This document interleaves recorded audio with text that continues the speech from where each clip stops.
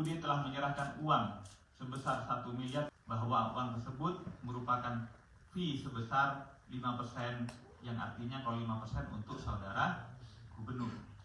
Hari ini, Jakarta tanggal 8 Oktober 2024, KPK akan menyampaikan update kegiatan tangkap tangan terkait dugaan tindak pidana korupsi berupa penerimaan hadiah atau janji oleh penyelenggara negara atau yang mewakilinya di Provinsi Kalimantan Selatan tahun 2024-2025. Yang perlu teman-teman juga kami sampaikan alasannya kenapa kok baru hari ini, Pak, padahal tangkap tangannya sejak hari Ahad, hari Minggu tanggal 6, karena prosesnya pembawaan baik tersangka, saksi, pihak yang kami amankan maupun alat buktinya itu melalui proses yang tidak bisa dalam satu penerbangan yang sama, sehingga baru terkumpulnya sampai tadi malam.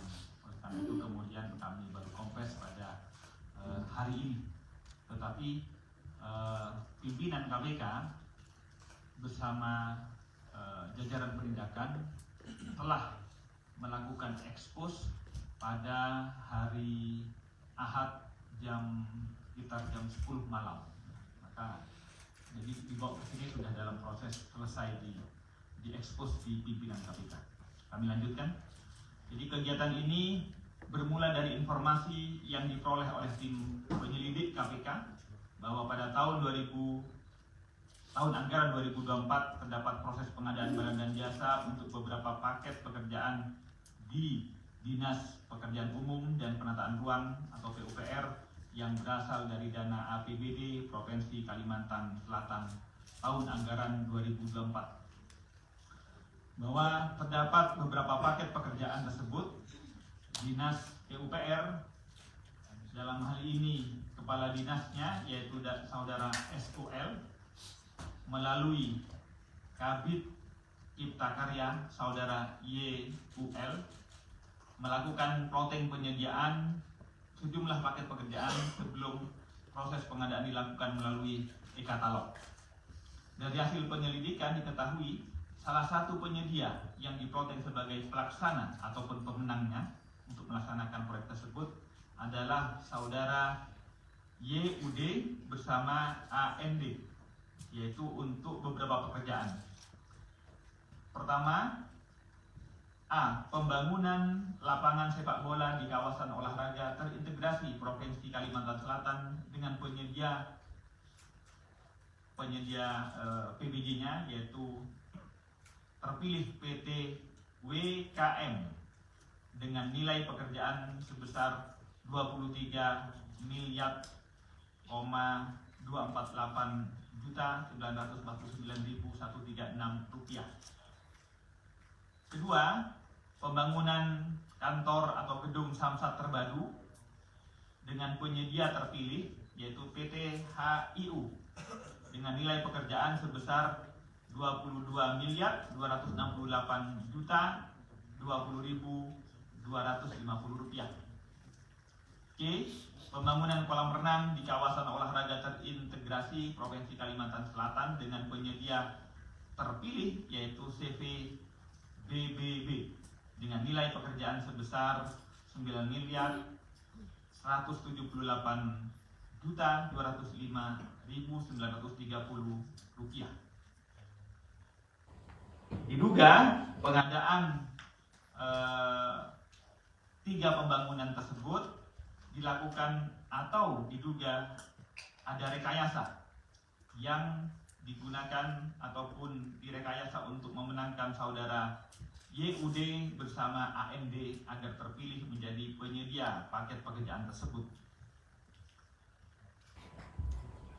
Apa yang kemudian kami temukan yaitu upaya-upaya pemenangan itu dengan cara pertama, pembocoran HPS, artinya HPS-nya disampaikan, dan kualifikasi perusahaan yang disyaratkan pada lelang. Jadi HPS-nya dibocorkan dan kemudian juga tentang prasyarat kualifikasi perusahaan yang akan dinaikkan lelang itu direkayasa.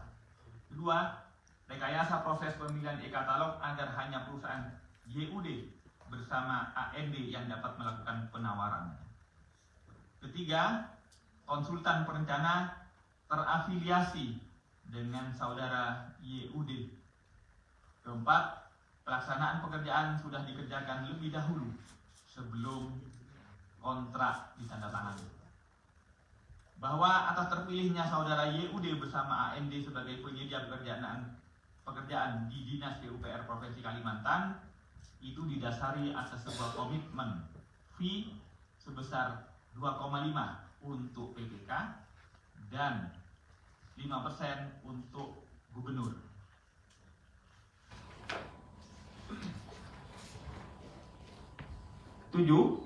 Pada tanggal 3 Oktober didapatkan informasi bahwa saudara YUD telah menyerahkan uang sebesar 1 miliar yang diletakkan di dalam kardus berwarna coklat kepada saudara YUL atas perintah SOL bertempat di salah satu tempat makan ataupun restoran, bahwa uang tersebut merupakan fee sebesar 5%, yang artinya kalau 5% untuk saudara gubernur.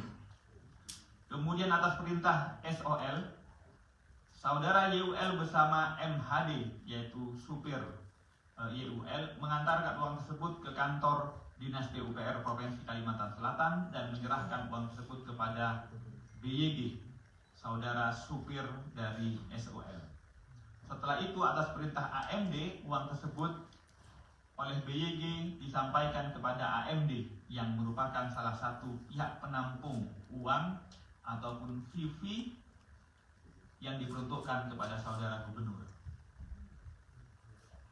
9. Bahwa pada tanggal 4 Oktober, tim penyelidik KPK mulai mengamankan para pihak terkait mulai sejak jam 6.30 sampai dengan jam 21.00 waktu Indonesia Tengah di Polres Banjarbaru, Kalimantan Selatan dan Gedung Merah Putih KPK. Dengan pihak-pihak yang kami amankan terdiri dari pertama, saudara YUL, Kabid Cipta Karya yang posisinya sekaligus sebagai PPK, 2 saudara YUD swasta, 3 saudara MHD supir YUL, 4 AND swasta, 5 ARS staf Cipta Karya, 6 BYG supir SOL, 7 AMD pengepul uang untuk saudara gubernur, 8 SOL Kepala Dinas PUPR Provinsi Kalimantan Selatan. Setelah itu, penyelidik KPK juga mengamankan beberapa pihak yang terkait dengan pemberian dan penerimaan fee sebesar 2,5%, yang artinya untuk PPK ataupun Dinas PUPR Provinsi Kalimantan Selatan. Sementara yang tadi yang 5% untuk SHGB, untuk saudara gubernur. Di antaranya adalah pertama, 1 saudara FEB, dalam hal ini PLT Kabak Rumah Tangga Provinsi Kalimantan Selatan yang sekaligus juga pengepul ataupun penampungnya. 2 Dwi, istri dari FEB. 3 IRH, Kepala Basnas Provinsi Kalimantan Selatan. 4 FRI, swasta dan beberapa pihak lainnya, bahwa total pihak yang diamankan sejumlah 17 orang. Bahwa penyelidik KPK juga mengamankan selain pihak-pihak tadi, penyidik KPK juga mengamankan sejumlah barang bukti, diantaranya dari saudara AMD, yaitu A. 1 buah kardus coklat berisi uang 1 miliar. B. 1 buah tas duffel warna hitam berisi uang 1,2 miliar. C. 1 buah tas ransel warna hitam berisikan uang 1 miliar. D. 1 buah kardus kuning dengan foto wajah paman berisikan uang 800 juta. E. 1 buah kardus bertuliskan Atlas berisi uang 1,2 miliar. F. 1 buah kardus air mineral berisi uang 710 juta. Dari saudara YUL diamankan A. 1 buah koper warna merah berisikan uang sejumlah 1 miliar. B. 1 buah koper warna pink berisikan uang sejumlah 1,3 miliar. C. 1 Satu buah koper warna hijau bertuliskan YUL 3 yang berisikan uang sejumlah 1 miliar. D. Satu buah koper warna hijau bertuliskan YUL 4 yang berisikan uang sebesar 350 juta. E. 4 bundle dokumen yang diduga terkait dengan perkara. F. 2 lembar posit berwarna kuning bertuliskan logistik paman. Titik 2 200 juta, logistik terdahulu 100 juta, logistik BPK 0,5%. 3. Dari saudara YUD yang kami amankan: A. 1 lembar slip setoran atau transfer clearing inkaso Bank Kalsel berwarna merah muda dengan keterangan setoran tunai sebesar 600 juta rupiah. Keempat, dari saudara FEB kami amankan di antaranya: A. 1 buah koper warna pink berisikan uang 1 miliar rupiah. B. 1 buah koper warna merah berisikan uang 1 miliar rupiah. C. 1 buah koper warna abu-abu berisikan uang 1 miliar rupiah. D. 1 buah kresek hitam besar yang berisi uang sebesar 500 USD dan 236.960.000. Diduga bahwa 1 buah kardus coklat berisikan uang 1 miliar merupakan fee 5% untuk saudara SHB dari saudara YUD bersama AND terkait pekerjaan yang mereka peroleh untuk tahun anggaran 2024 di Provinsi Kalimantan Selatan, yaitu pembangunan lapangan sepak bola, kawasan olahraga terpadu, pembangunan kolam renang, kawasan olahraga terpadu, dan pembangunan gedung samsat. Bahwa terdapat sejumlah uang lainnya yang ditemukan oleh penyelidik oleh KPK pada saudara YUL, pada saudara FEB dan saudara AMD dengan total sekitar 12.113.160.000 dan 500 dolar, merupakan bagian fee 5% untuk saudara gubernur terkait pekerjaan lainnya di Dinas PUPR Provinsi Kalimantan Selatan.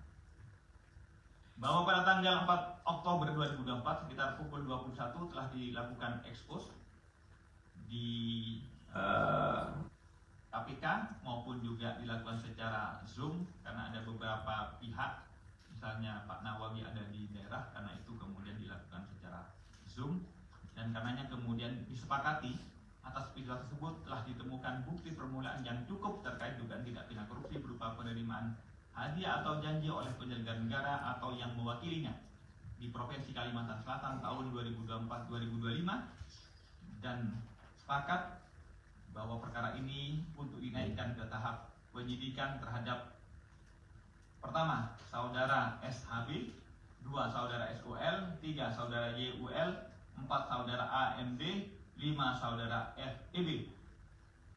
Diduga 5 pihak tersebut melanggar pasal 12 huruf A kecil dan A dan B kecil, pasal 11, pasal 12B besar Undang-Undang 3199 Jungto 20/2001 tentang pemberantasan tindak pidana korupsi, Jungto pasal 55 ayat 1 ke 1 KUHP. Juga kepada saudara YUD bersama dengan AND diduga melanggar pasal 5 ayat 1 huruf A atau huruf B atau pasal 13 Undang-Undang 3199 Jungto 20/2001 tentang tindak pidana korupsi, Jungto pasal 55 ayat 1 ke 1 KUHP. KPK selanjutnya akan melakukan penahanan terhadap tersangka untuk 20 hari terhitung mulai tanggal 7 Oktober sampai dengan tanggal 26 Oktober terhadap 4 tersangka SOL, YUL, AMD, FEB di rumah tahanan negara cabang rutan dari rutan kelas 1 Jakarta Timur di gedung KPK K4 sini di belakang, sedangkan saudara YUD dan AND ditahan di rumah tahanan cabang rutan kelas 1 Jakarta Timur di gedung KPK J1. Sampai dengan saat ini penyidik KPK masih terus juga mencari dan mengamankan pihak-pihak lainnya yang bertanggung jawab yang belum dibawa oleh KPK pada hari ini. Terakhir, sekali lagi KPK menyesalkan dan turut merasa sedih atas kejadian ini. Karena KPK sekali lagi berharap tidak akan lagi ada OTT karena tidak ada korupsi. Karena kami berharap sekali lagi keberadaan KPK adalah ingin membersihkan Indonesia dari korupsi, dan mudah-mudahan ke depan tidak akan lagi korupsi-korupsi yang mencederai semua elemen bangsa ini. Demikian yang dapat kami sampaikan. Saya kembalikan ke Mas Tesa. Wassalamualaikum warahmatullahi wabarakatuh. Waalaikumsalam warahmatullahi wabarakatuh. Baik rekan-rekan sekalian, kami berikan kesempatan untuk teman-teman menampilkan barang bukti yang telah diamankan oleh penyelidik.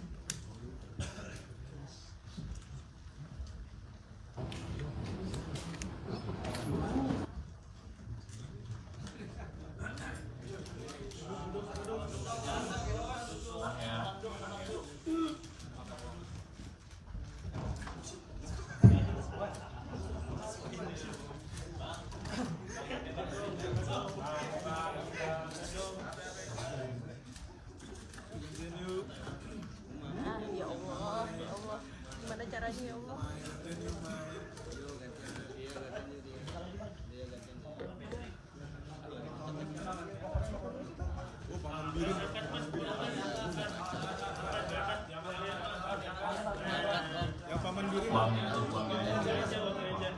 Uangnya aja.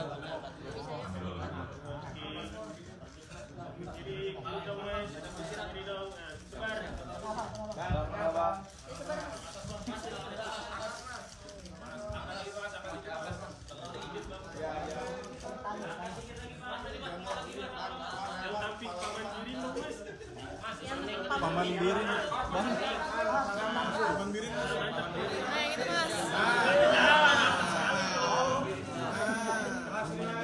yang itu Mas. Sekerdusnya aja, Ya Mas. Allah. Sekerdusnya aja, Allah, Mas. gimana caranya ya Allah?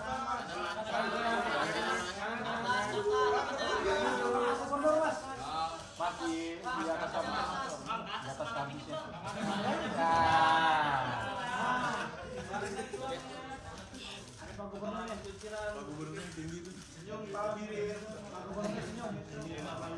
Oke, sudah cukup ya teman-teman. Oke, kita atur lagi, kita persilakan untuk bisa menunggu di luar. Silakan.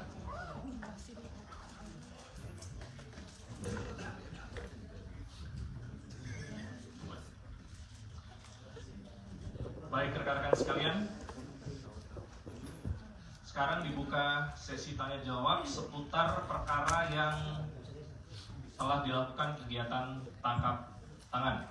Jadi hanya seputar perkara yang dilakukan tangkap tangan. Silakan, Mas Chandra.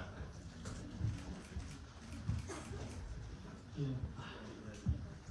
Mau nanya soal gubernurnya, kenapa belum ditangkap? Apakah dia kabur? Dan apakah KPK sudah menetapkan status DPO kepada dia? Terbilang beberapa kali OTT KPK menetapkan status DPO kepada orang-orang yang tidak bisa ditemukan. Terus uang-uang yang ada di depan ini, apakah untuk pencalonan istrinya Paman Birin, si Gubernur Kalsel? Karena terbilang istrinya dia sedang menyalonkan diri di Kalimantan Selatan. Oke, lanjut. Saya Yogi dan izin Pak Gubernur. Yang pertama kan tadi ada beberapa kode-kode yang digunakan ya, ada tadi Paman, kemudian Atlas, ya. Itu boleh dijelaskan itu kan biasanya Pak Asep juga menjelaskan kode-kode yang dipakai maknanya apa. Kemudian tadi sama soal Abdul itu kan juga Mbak Sa di Kapul juga pernah ya waktu itu Pak yang truk ya kalau apakah itu ada kaitannya juga. Berarti kasusnya udah lama terus yang dulu terus kabur itu loh. Apakah ini kasus yang dia sebenarnya sudah lama dilihat oleh KPK? Kemudian tadi juga Pak Gubernur menyebutkan ada rekayasa proses dalam e-katalog ya. Nah ini kan KPK sudah beberapa kali mengintervensi di dalam pencegahan itu Nah ini kok masih bisa bobol gitu loh. Nah mungkin apakah KPK belum masuk ke sana lebih dalam lagi atau bagaimana ke depannya gitu supaya tidak diakalin terus gitu. Terima kasih. Oke, lanjut. Masih ada untuk perkara ini? Cukup? Oke, Mas ya.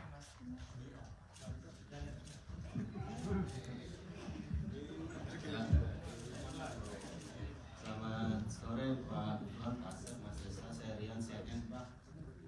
Mau bertanya tadi di sini dari konstruksi yang Pak Gubernur bacakan tadi ada kata-kata berapa persen untuk BPK ya Pak. Nah dari keterangan awal terhadap para tersangka ini BPK itu merujuk kemana Pak? Apakah dari pusat keuangan atau apa? Yang kedua, hari ini saya dapat kabar ruang Gubernur Kalsel Sabir Nur digeledah. Bagaimana update soal ini? Terima kasih. Oke, 3 penanya ya. Cukup ya? Baik. Persilakan Pak Asep. Yang hal yang teknis-teknis tadi.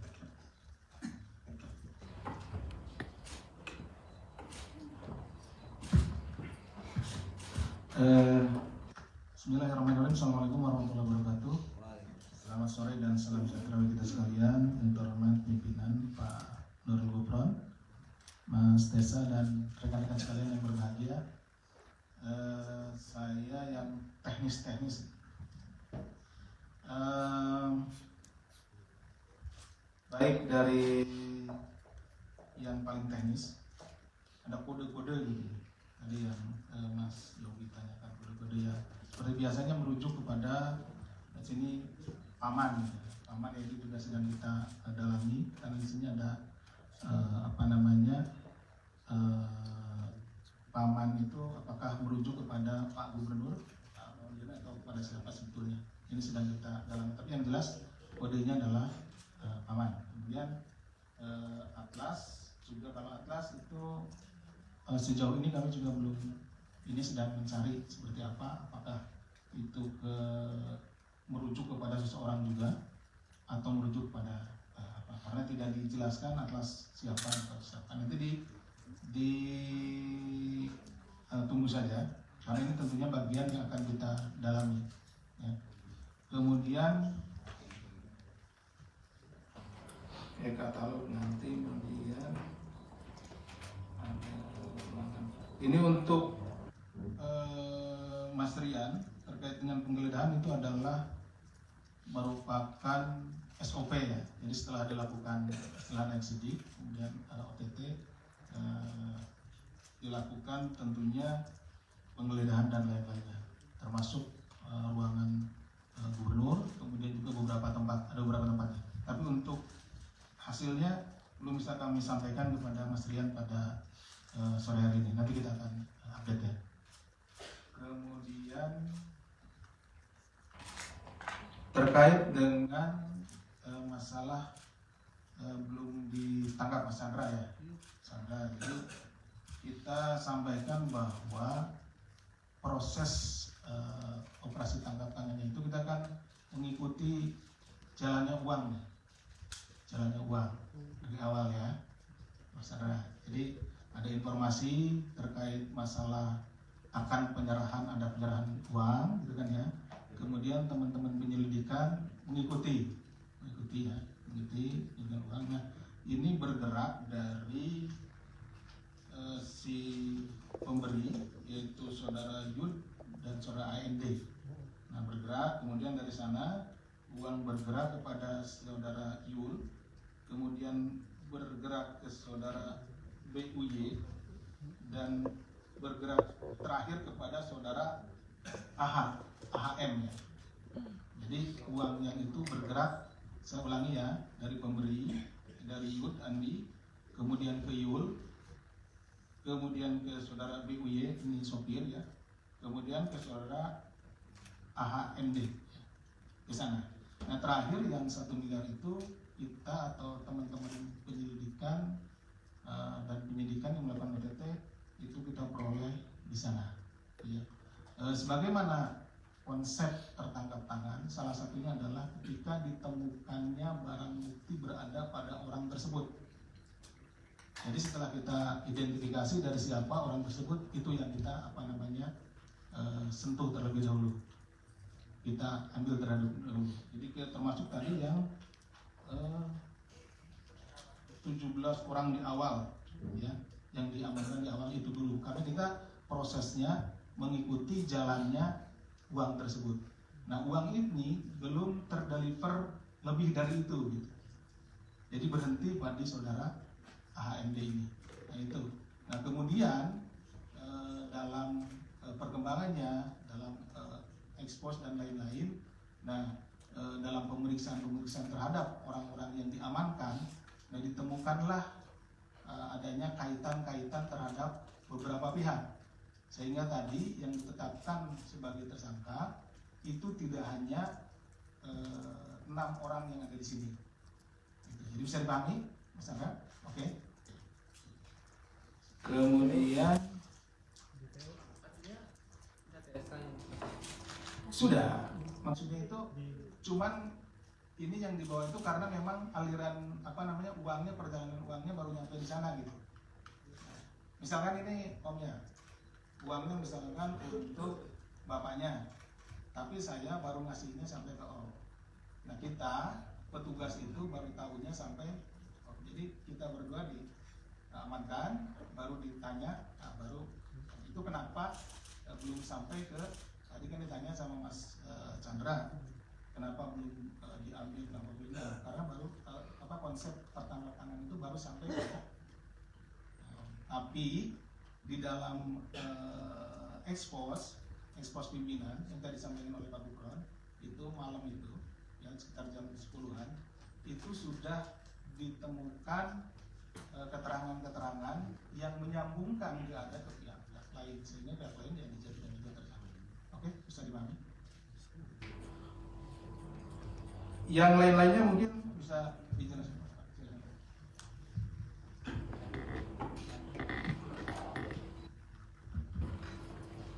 Oke, jadi sekedar menggarisbawahi dan menegaskan apa disampaikan Pak Asep ya. Dari saudara IUD dan AND itu kan jatah ataupun tarikannya dia yang sebesar 5% itu yang mengalir pertama hanya 1 M. Tapi nyampeknya ketika kita mengamankan di saudara FEB dan AHD ini sebesar ini.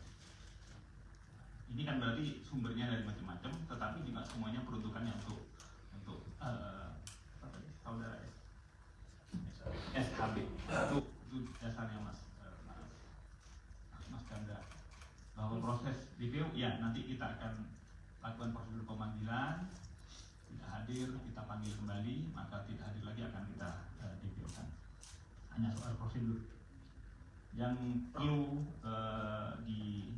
digarisbawahi juga misalnya pertanyaan apakah ini menunjukkan bahwa pencegahannya masih belum mampu? Ya, termasuk juga sesungguhnya perbaikan proses PBJ menentukan leveling mana yang harus tender, mana yang bisa PL, kemudian sampai saat ini bertransformasi dengan adanya metode e-katalog, harapannya sebenarnya semakin transparan, semakin efisien, semakin harganya semakin fair lah begitu. Tetapi faktanya kita cermati e-katalog saat ini seperti kembali berubah menjadi penunjukan dalam secara elektronik. Jadi dulu ada 200 ke bawah PL, di atas itu bisa tender. Tapi dengan kemudian e-katalog, seakan-akan e-katalog ini adalah membubarkan leveling nilai, kembali saat ini menjadi seakan-akan e-katalog adalah ya penunjukan langsung menggunakan media elektronik. Nah ini yang kita cermati, dan ini di beberapa daerah e-katalog sekarang berubah seperti ini semua, menjadi seakan-akan upaya pengadaan barang dan jasa melalui penunjukan tetapi di elektronik. Nah ini yang kita akan kemudian berdiskusi dan membahasnya bersama-sama dengan LKPP untuk kemudian mengevaluasinya. Itu mungkin yang yang dapat saya sampaikan ya. Pak, buat istrinya Pak, kan istrinya Paman Biring ini sedang nyalek ya, nyanggup di sana. Ya, jadi kita tidak belum mencapai apakah uangnya untuk siapa, untuk kepentingan apa, belum. Kami ini yang penting adalah penyelenggara negara menerima uang yang dalam kerangka untuk memenangkan PBJ. Nah, bahwa tujuannya untuk siapa-siapa, sekali lagi KPK tidak sampai di sana, itu bukan wilayah hukum bagi KPK.